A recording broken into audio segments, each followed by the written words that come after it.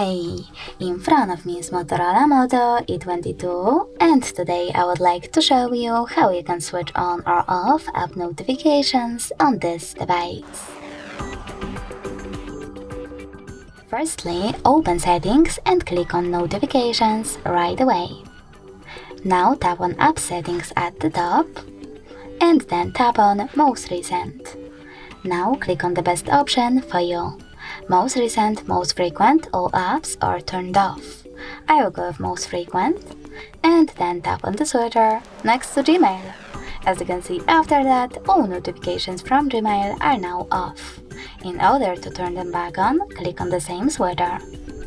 You can also just tap on one of your apps over here instead, and manage all notifications by selecting this switcher next to all Google Play Store notifications. Thanks so much for watching. If you enjoyed this video, leave a like, comment and subscribe. Bye!